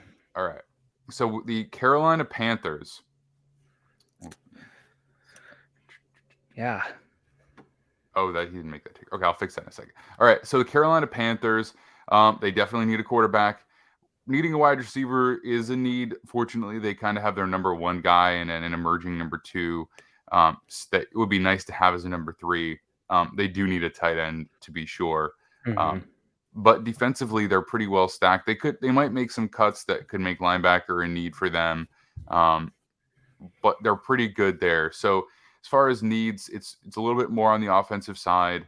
They were able to run the ball really effectively under Wilkes, so we'll see what that looks like with Reich. We did, or I should say Nick did, mock them taking Will Levis early in the draft, so that would be a potential answer for them there, but there are other options. And let me just fix this, because this needs to be ticker so that we can see them at the same time. They're currently slated to be a little bit over the cap, but they are moves that they can make to get cap compliant without really any big issue. And many people said that this is one of the most like ready to go teams without a quarterback. And so it makes sense that a guy like Frank Reich ends up there. So, Nick, along with just these baseline needs, what would you say is the biggest offseason story for this team? I'm extremely jealous of this football team right now because to me, this is like where Washington was 2 years ago, except for Carolina managed not to win the crappy division they played in. So they're in a range to draft a quarterback. Whereas Washington, of course, had to win theirs. So they just couldn't get a quarterback. So they're going to get one. So my main question for them offseason is, with that rookie quarterback, how do you support him with weapons? Because I think this year, we've seen their defense has talent at all three levels. The O-line, really quietly, fully fleshed out this year. I think they probably need to add a little more there, but it was a good offensive line this season. DJ Moore's good, but I think in today's league we've seen you kind of need to go beyond just having that number one wideout, and they lack kind of the true depth where they have Shi Smith playing a lot of snaps at wide receiver, and Shi Smith's had an interesting college career, and I'm glad he got drafted and got some snaps this year. But you can upgrade from Shi Smith as one of your outside wide receivers. So, I think that'll be a main focus for them. I think although Tommy Tremble was fun, I think Ian Thomas has probably not been what they wanted him to be, and they're probably going to look for their tight end. They need to reinforce the weapons group for whatever rookie quarterback is playing under center this year. Yeah. Yeah, no, I mean, it's kind of funny looking at the Panthers. They're in a very similar position to the Falcons right now. It's kind of you have a really good foundation. I love all the moves they made, the coaching staff this year. They did a great job of bouncing back from the Matt Rule era, and I think that they're on their way. Quarterback's definitely going to be the big question mark when it comes to this team. And that's kind of where they've made so many interesting decisions in the past. I mean, this is a team that was just loading up on everybody, right? They were taking, we'll take Darnold, we'll take Baker, we'll draft Matt Corral as well. We'll take, anybody and everybody. We got PJ out here. So I thought it was, I think now that they've got, a QB whisperer, it's going to be really interesting to see, what direction do they go? I think seeing Stroud in that offense just absolutely terrifies me. The idea, people are putting out there oh, he'll drop, or he could end up there. Bryce Young, another guy who I'm just terrified. If Frank gets his hands on him, everybody's going to be how did Bryce Young fall down to the Carolina Panthers? And it's just going to be another one of those stories. So I think when we look at the skill positions on offense, you guys both mentioned it. Tight end's the biggest need. There's a couple of tight ends that'll be available in free agency that they can add for depth. I think we'll see Hayden Hurst come available. You got Ingram, who's going to be, available. Jacksonville's obviously going to be aggressively wanting to re-sign him for their own young QB. But there's only so much money that can go around at some point. So I do think you guys touched on it earlier. I think linebacker will end up becoming a need. Just based on some cap moves and stuff like that. And I think they're going to probably want to just add a little bit to the interior of the D-line. Outside of that, though, it really is just going to be, how do you adjust to these new coaches' schemes? Avero was the hot name for DC this year. And I'm pretty high on him. He was somebody I wanted at Atlanta. It's still going to be interesting because this is only his second year as a DC. So he's still pretty new when it comes to being a coordinator, having to go through play call duties, everything like that. I don't really think it's going to be that much of an issue for him, but just kind of something to keep an eye on. And I like their running back room. But again, it's just another team where it's you feel they could really build on something from the year before, keep that strong run game so they can help out whoever their rookie QB is, just in case they don't get some of the skill position receiver options that will be out there. So, I'm really interested to see what Carolina is going to do. And yeah, when I'm looking around the division, that's the team that scares me the most right now because they're set up to pull the rug out from everybody and just kind of take this thing if they want it. Mm-hmm. They're well set up for a longer period of time. I mean, if the Saints make a move, they could suddenly become the class of the division easily for 2023 only. And then, so this year is this year. But if the Panthers do things right, then they could be one of the better teams in the NFL for probably a 5-6 year stretch. Um, running back's an interesting one. They have a first and 2 second-round picks and a third-round pick. So I would imagine that somewhere in there they can probably get a pretty good running back. This is a good running back class. Yeah, so you can kind of do what you need. They've got Chuba Hubbard, and I forget who else they've got. Cuba, then they had Donta Foreman. Yes, that's right. And the running back, I actually think I could see them adding is another Texas running back, and that's Roschon Johnson. He's somebody that I could see just meshing in perfectly to that offense. He can do a lot of different things for them. And he's, he's somebody that I think, with that team that, yeah, man, it just gets scary starting to think about how easy it is for them to just get better based off what they already have. When you see teams that really have that kind of solid foundation. Yeah, I wouldn't be surprised after seeing the success that they had with Jonathan Taylor in Indianapolis. I think Reg probably has it in the forefront of his mind more than many, what that can do for your team. So they have flexibility. They don't have a ton of money to spend, but most of the key pieces are in place. They need to add a little bit here and there. Again, like you said, they can add a tight end in free agency. So if you're going in, you don't necessarily need to invest a high pick on that right away. But if you get your quarterback, you maybe even trade up with your first, second round pick to get back in the first, and maybe that's a Bijan Robinson spot because they have a tremendous offensive line. So Nick had a mock to the Lions, but I think that would be a sneaky spot. That would be a nice pick. I think I just want to say really quick, I think it's interesting now. We've kind of seen the opposite spectrum of like third round quarterbacks here between the two teams we've talked about. Like Atlanta takes Ritter, and like Ritter, they want to give all this time to develop. It gets these games. And then Carolina has like taken Matt Corral, traded up for him. But also like people forget Will Grier was a third round pick. And I think both those guys are just going to get fully discarded and just, I mean, it's whatever. Third round picks from two different regimes though. Yeah. Well, that's what I'm saying though, is they like move on from regime and now it's like it's still the same round quarterback. We don't care, I did not like Corral. I like if you could like combine some of the traits that they had from their other three quarterbacks that they had in that room this past year. If you combine some of the PJ Walker traits, some of the Sam Darnold traits, some of the Baker Mayfield traits, you you get some athleticism, some size, stature, arm, and some attitude, and then you can just discard Matt Corral. You don't need to put him in that QB chemistry room. But that's funny. Yeah, Desmond Ridder is the first quarterback we've drafted since Matt Ryan.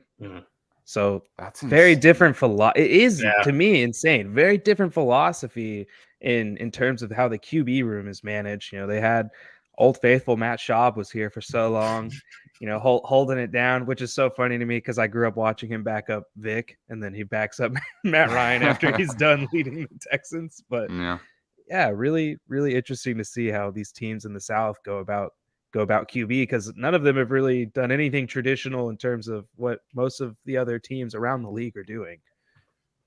Yeah, that's true. I mean, I would love for them to make a more potent investment, but at least he was the one that I liked more than all the others in terms of those quarterbacks that didn't go in the first round last year.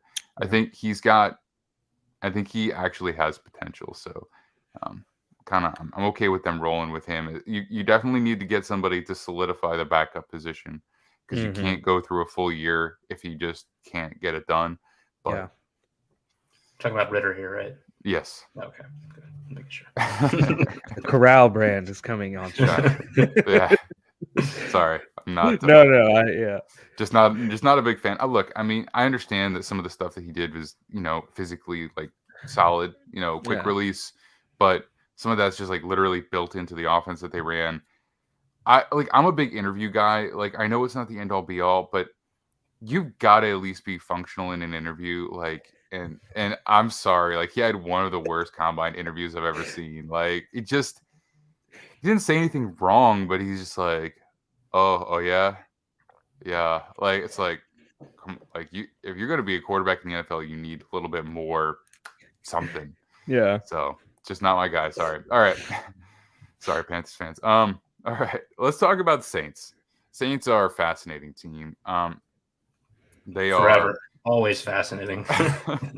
Truly. I mean, and the stories just they keep rolling. They've worked themselves back into the first round.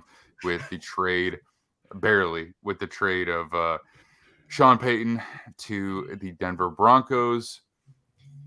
They're currently slated to be $60 million over the cap. They have more or less a full slate of picks now. There's a fair amount they need, but it's like the majority of their starters are kind of locked into place. If they're actually considering a Derek Carr move, like they're maxing out every ounce of conceivable cap space that they could create, because they'll get cap compliant plus about 30 million if they do everything they can, and that's what they need to do to get Carr in. Then they can max him out and create a little bit more space as well. But it's like to make that move, all the other stuff has to happen, and then you have so little flexibility. So there's a lot of room for that to go way off the rails.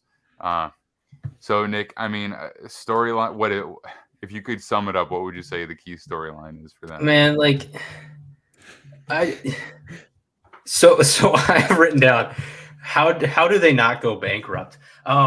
Like Mickey Loomis, we need to figure out like what scientific research center he works for at a university in the South, and they're just like, this has got to be an experiment where they just like are taking like notes and like, all right, how far can we push this, and just like can we like ruin the NFL just by like they're not even it doesn't even seem like they're trying to win anymore. It just seems like they're just like, okay, this is fun, like we're playing Madden and we're experimenting with the numbers, and just I don't know, like what could happen? Like what if we take a $60 million cap hit for a wide receiver that's not on our team? Like just I don't know. It's full on silliness that's going on, and I guess Derek Carr would be interesting for them next year, but this offseason this season going into the offseason, we've talked about all year, like, oh man, this team's just going to have to push money down the road, add no players, take a couple of years where they're bad, like just try to get out of debt. And they don't. They just don't. And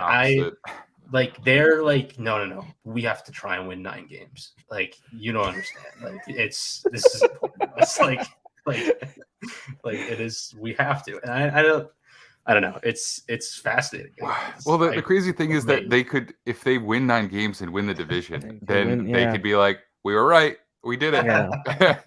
So, look, I mean, right now, unfortunately, they're playing not to lose, and I think that's partially a result of them going after a second-time head coach.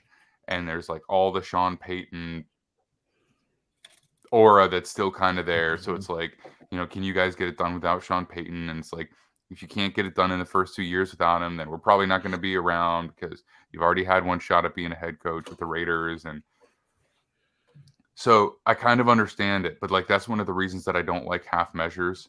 So like, elevating your defensive coordinator, not that I don't think he deserves a shot, but it's like, sometimes like, a firm, clean slate is the way to go, and the same with the roster and the cap. So like, I understand it, but I don't think it's a recipe for success. It's like, okay, you're going to go win 9 games and you're going to get knocked out in the wild card of playoffs by the Eagles or the 49ers or whoever, and then you come back into 2024, and then where are you? You know what I mean? Then do you do this again? Are you going to be? Is your claim to fame that you're going to be like not having losing records but never winning playoff games? I mean, they have to get really lucky with the quarterback if they're going to somehow get out of this and then also have long-term success. So, if you were a Saints fan and you were looking at this, what would you want to do? Like, what would be your fix for this? I would concede to the Falcons. No, gosh, I don't like these guys. For so many of the reasons y'all listed, it's like, how does this keep working? How is this possible? I've been watching them do this since 2010. It feels like, and we bullied Jeff Fisher out of the league for this. So I don't really understand why we're giving the Saints a pass on finishing and breaking even and everything. But there's certain people that we've held to different standards. But I think if I'm the Saints, They had some playoff success and obviously a They Super did, Bowl and I win, blame and Atlanta for that. Like, we could have taken care. We had to take care of that. We didn't do our job, so I can only be mad at my own team. but go on. But I think if I'm a fan, I'm just wanting to see some semblance of kind of oh man, I don't know if I want to use the word consistency, but like, I just want to make sure that there's somebody in the room that's guiding this ship, and that there's like an actual plan beyond, the typical restructure, push money down the road, and all that. I think if I'm a Saints fan, hearing about Derek Carr makes me nervous. And for all of the reasons that you listed, Max, because you're basically saying, like, all right, we're going to mortgage the future on Derek Carr. And then we're also going to, restrain the team's ability to put like free agent talent around him and almost be solely reliant on our draft picks for the next couple of years in order to help develop and turn into something, around him. It's a huge risk. And I feel like, yes, Andy Dalton and Jameis Winston didn't quite live up to, I think, the expectations that they had for either of them in terms of just, some serviceable QB play. So, I think that does mean that they have to be a little bit more serious, and I think there's some guys where maybe you have to take it on the chin. And that's kind of where I am with the Saints at this point. Michael Thomas has a $59.4 million dead cap, or cap hit. You've got to do something with him. He's barely playing for you. I know cutting talented players, I know it hurts. I know it sucks, but at the same time, you've got to get away from this contract. So that's a move that, if I'm a fan, I think I've finally come to terms with, with Michael Thomas and everything that's happened there, and feel like it's probably good to move on. I thought that the DC hire of Joe Woods was pretty interesting. Wasn't really expecting that. And I think that's kind of more of like I want to say a rehab hire, but it's definitely still going to be Dennis Allen's show. It's definitely still going to be his defense, and Joe Woods is just kind of going to be there running it. But in terms of what they need for that defense, I think you see, Cam Jordan's starting to get up there in age. They really need, some edge. Davenport was hurt and didn't really look that great last year. He's going to be a free agent. I think he's out of the building. DBs, they've got some holes back in the secondary. They had to move on from a couple of guys too because of cap reasons. At the beginning of the season, they had to trade Johnson, who's killing it for the Eagles now, and is probably gonna play himself into a lucrative deal. So I think I really just want to see this team pick a direction, stick to it, and get back to a place to where, okay, like we have, an identity, and we have like something that we can build around and move forward with. But in order to do that, they're going to have to take some, tough hits when it comes to these contracts and some of this money. Are there ties between this front office and the Pelicans? There are, right? Like Yes. Yep. Yeah. Right, so here's Mickey my theory. Loomis also functions as the GM for them because it's the same ownership group. Yeah. I don't know how he finds the time. Well, this helps my theory even more. So this is how he fills time. This guy's just watching basketball, and he's decided that like if they add like two players and they're both hits, that they're going to be good. That's the direction they've chosen, and it's going to go one way or the other. They're either going to keep winning 9 games or 7 games and believe they're there, or eventually like this roster is going to hit the variance where they win like 3 games and it's a disaster. And that's well within the realm of possibility. I think even if they acquire Derek Carr, and look, I think Derek Carr is a fine quarterback. I think the year one thing in a new system for him is like a real thing. And, I'd be like very concerned about that for any team acquiring him. But God, man, like, they just don't have, outside of like a few pieces like Olave and Lattimore, which are interesting, and I think Cam Jordan's getting injured, getting older, and Davenport looks like he's getting better every year, even though he isn't really fully turned into what they expect, maybe with trading up for an edge player, which I don't know that any edge player does, but whatever. It's just like, where is the direction of this football team other than just hoping to add a valuable position player that might have some upside every year, sinking resources into it, like in any way possible. Like they're going to have draft picks in the next few years, and that's going to be the way they acquire players. And I'm not certain that they're even going to be like, all right, we have 6 draft picks. Like, let's just take our players. They might use them to trade up again. Like, because that has been their process. They got fleeced by the Eagles to get an extra first rounder next year. We're quickly losing any Saints fans that are they're all gone. Sorry. My bad. No, maybe we'll try to reel it back in. It's just the trading up is it's tough. And you might really be trying to move back maybe once and get some resources back because they need them. Mm-hmm. I will say, Max, you mentioned it earlier. This team still is, I think, set up to be, have the biggest impact for 2023 if they want to, and that there's still a couple of things that they could do in this division that sets them up to be competitive and maybe win out here and get into the playoffs. And if you're a fan, it's like, you obviously want to have something a little bit more than that, but at the same time, like, I'd kill to see the Falcons in the playoffs right now after not getting to see that for a while. Hey, so trust me. I think, we all feel that, I don't think Nick's experience in the playoffs is like super memorable, but the reality is that there are reasons to be optimistic, certainly in the short term. And if everything works out perfectly in long term, but they've got to have Peyton Turner be more. They've got to have more out of him because they need some pass rush, and they don't really have any other way to get it. They need to have Trevor Penning work out because they need a tackle, and they don't really have any other way to get it. And I mean, this is all we are kind of talking about them making the move for Derek Carr. But the reality is, for me, if like they're considering it, they brought him in like that. It's like they're probably going to do it. So, but if this is the route they go, then that really needs to happen. For them to be a decent team and potentially compete more than just being one and done in the playoffs. And as far as the Michael Thomas thing, I just wanted to comment on that quick. So there's been an update to his contract situation. He has agreed to rework his deal to take the veteran minimum with them for 2023. So about $1 million plus.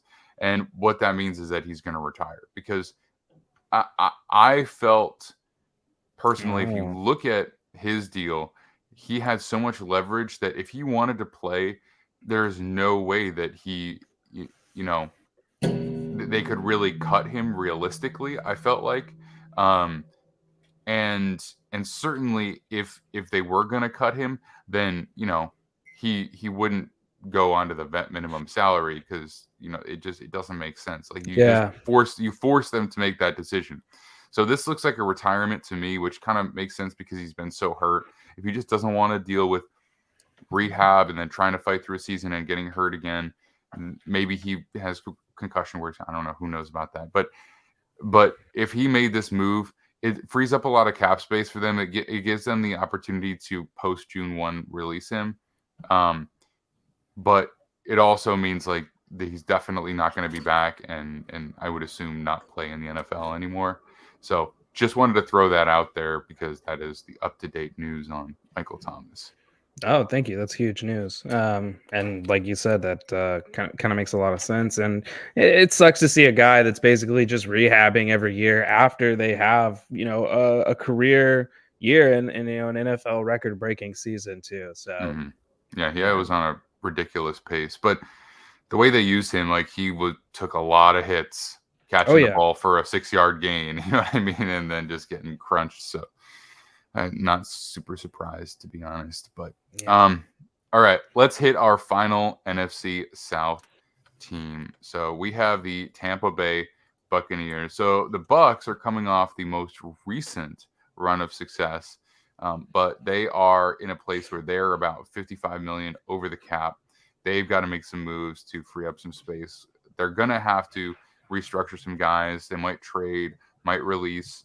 They need to figure out an answer at corner, a quarterback, and corner to pair with Carlton Davis, who they just extended last year.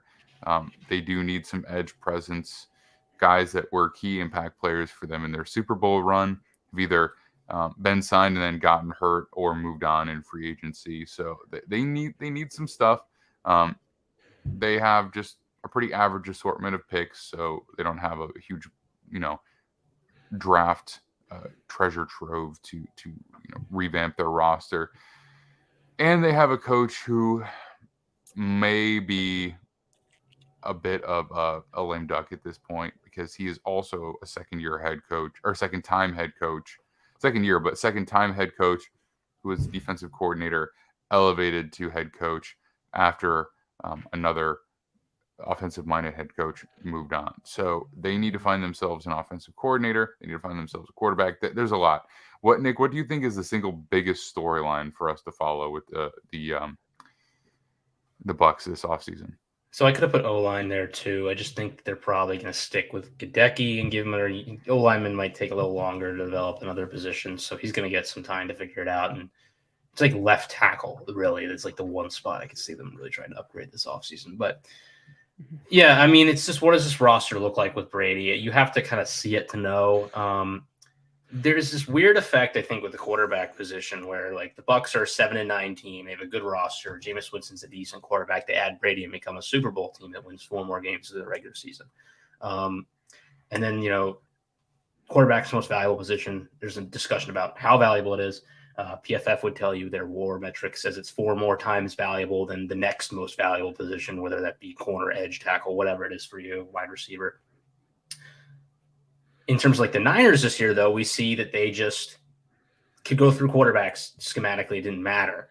And I think the one thing that stands out in differential between like the quarterback position in Tampa and in San Francisco is like Brady is the bona fide leader of Tampa. So there's probably something like a little more, what's the word, hard to measure that at the quarterback position that really boosts a team's like morale and ability to play with confidence that maybe the Niners didn't necessarily have, because I wouldn't call like Lance or Garoppolo or Purdy like main leadership roles on those teams. Like it's more like the Nick Bosa's and the McCaffreys and Debo's of the world, Trent Williams, that really have been like the step up leaders for that team and their presence. So when they have these quarterback injuries, it doesn't really like affect them until it really is like Josh Johnson and or nobody playing quarterback. But in Tampa, like there's going to be a drop off in terms of that quarterback presence for sure, because you're losing, Tom Brady. And we're going to have to reevaluate what it looks like when you almost, regardless of what you do at the quarterback position, even if you like somehow trade up for a guy and he's awesome, he's probably not going to be Tom Brady. Like you're going to see some regression at the quarterback position. And what does that tell us about the other players on the team? And that'll inform really next offseason what direction they go in. Because for all we know, like maybe Mike Evans has been declining in terms of his physical play over the past few years and has just looked good because of Tom Brady. Like we don't know. And it's a difficult thing to really measure until we see what this team looks like, with whether it be like Anthony Richardson, Jimmy Garoppolo, Kyle Trask. It will not be. I don't know why people think it's going to be Kyle Trask. I've heard a few things about he's a backup. Like we're sticking with that. But it's just there's a lot of questions up in the air. I think the reason Todd Bowles is still here is because, quite frankly, like everyone is in a lame duck year in Tampa right now. Yeah. Well, I just want to throw this one thing out there real quick before we throw to you, Tre'Shon. If the Bucs could open up about $25 million in cap space alone by signing Tom Brady to an extension. A voiding extension that basically gives him the vet minimum this year, because right now he's got 4 years worth of voided, like prorated cap hits will all accelerate to this year because his contract voids. If they sign him to an extension for vet minimum, they can just do that, then post June 1 release him. So he can do whatever he wants. It doesn't keep him there or anything, but it just pushes off $25 million worth of cap hits until 2024. Which would be a big benefit to them. And then all of their other moves they can do as well. So I wouldn't be surprised to see that coming in the next few weeks. I don't know why they wouldn't. He obviously has to agree to it. But aside from that, it would, if he really is retiring, then that would be like the obvious move for them. But just keeping that in mind with a potential $25 million automatically, 24 million automatically kind of freed up. What's your take on that, Tre'Shon? Yeah, man, Tampa is in a very precarious position. As you guys have kind of mentioned, when I look at them, I think you're gonna.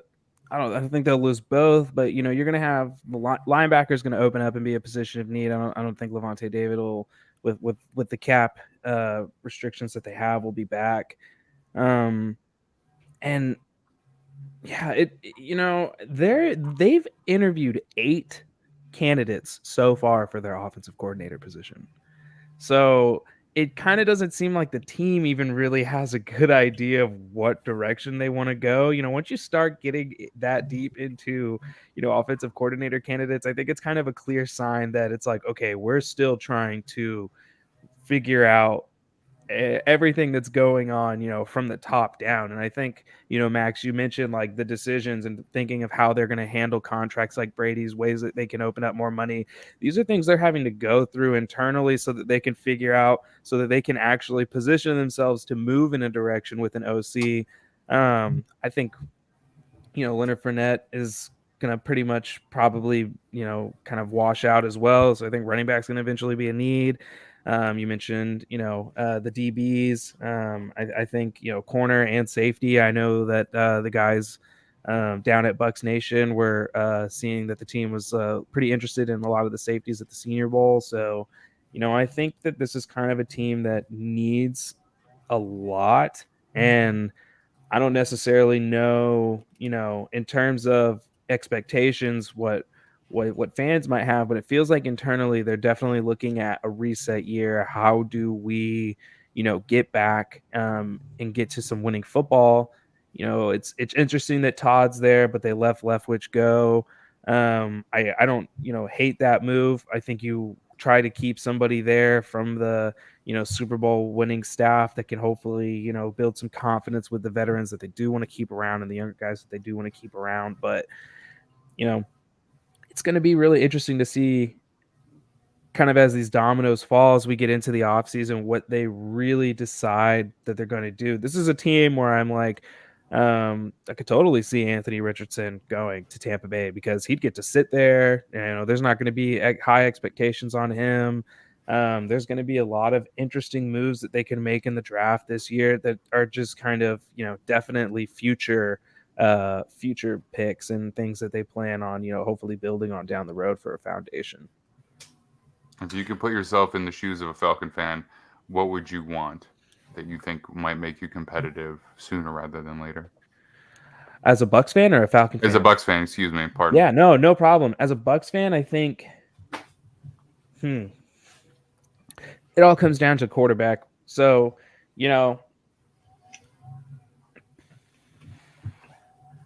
maybe taking a really good look at Jimmy G. I know that's a name that some people are a little hot and cold on, but if you're going to kind of keep some of the same structure around that you had for Tom Brady, Jimmy G can execute that kind of an offense. That he is I think in my opinion, probably I don't think guys really get appreciated for being like average anymore.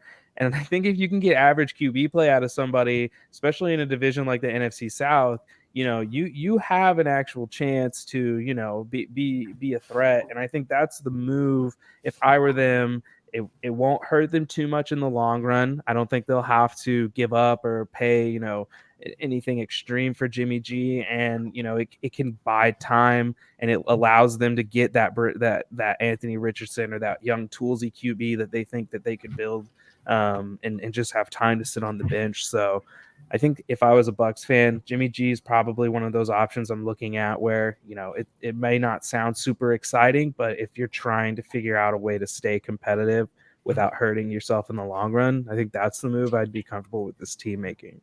I like Jimmy G for them. It's funny.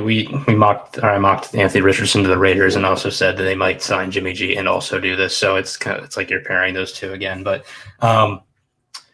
yeah, I mean, I said earlier I brought Mike Evans, and I didn't mean to like take a shot at Mike Evans like he's not actually good at football. Mike Evans is very good at football. The idea is this core has quietly been built for 7 years. These players have been here for a long time, like from Winston to now. Mm-hmm. And they're good players, but they've all kind of gotten a little older. So this is like a good roster that is not very young. And that's kind of rare today in today's NFL, where careers are kind of shorter than they used to be a little. Well, that's not true, but like just the athleticism of players increases even as we protect these players. Like you see guys' careers end because of injuries still, and you have to make some decisions because you don't necessarily want. They probably don't want to sign Levante David at however old he is to a long-term deal just because he probably won't see the whole deal. Yeah, I think some of these guys. It's not that the careers themselves are shorter. It just depends on what the athletes are willing to play for later in their career. Because you used to have guys like linebackers in their early to mid-ish 30s, if they were elite players, still playing for elite contracts or at least somewhat close to. But now the way that the game's changed, it's like that's just not viable. You almost never can have a 34-year-old linebacker playing for any kind of notable cap hit because their game's probably just not that anymore. Same thing with some of the other guys like corners. Maybe they move to safety, or whatever. But again, playing for less money overall. So guys can still play, but it's just the type of career they have. It changed a little bit over time. But I think they've got a choice. The thing I just don't like are half measures. So if you're gonna do this with Todd Bowles, you got to be all in on it, because if you don't, he's just going to coach himself out of the league, or out of his job at least, because he just doesn't have enough to work with. So if you want to reset, probably should have done it already. But if you want to run with Bowles, you can make it work. I mean, just extend Vita Vea. You could probably trade Mike Evans after June 1st if you wanted to, and try and revamp a little bit that way. If you get a good play caller in, maybe you have Bowles just focus on defense a little bit more, and their defense gets better. There are ways, but it just doesn't seem as obvious. And they're in a weird place after the departure of Tom Brady. There's no doubt about that. So I feel like this is the one I have the least clear understanding of exactly what they want to do and who they are. But all right, that's going to wrap it up for the NFC South. Tre'Shon, thank you so much for joining us, man. I want to give you a chance to shout out all of your work. So where can people find your writing and, of course, your podcast and anything else that you might participate in? Yeah. First, thanks for having me on, guys. It was a blast. I'm glad we were able to link up in Mobile. It's been a ton of fun talking ball with you guys this morning.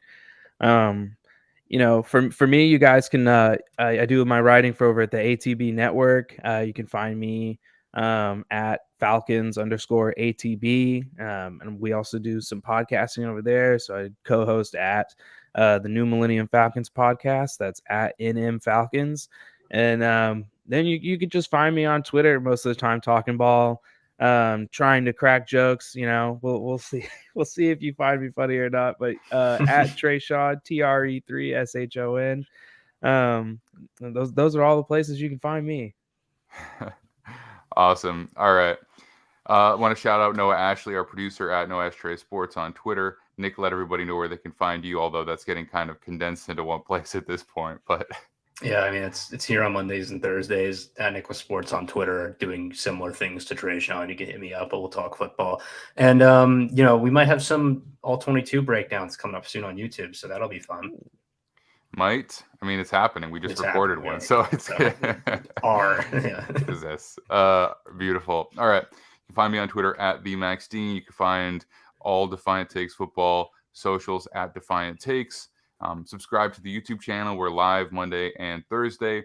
We're going to be doing prospect breakdowns with Nick. We're going to do offensive line breakdowns with Kyron.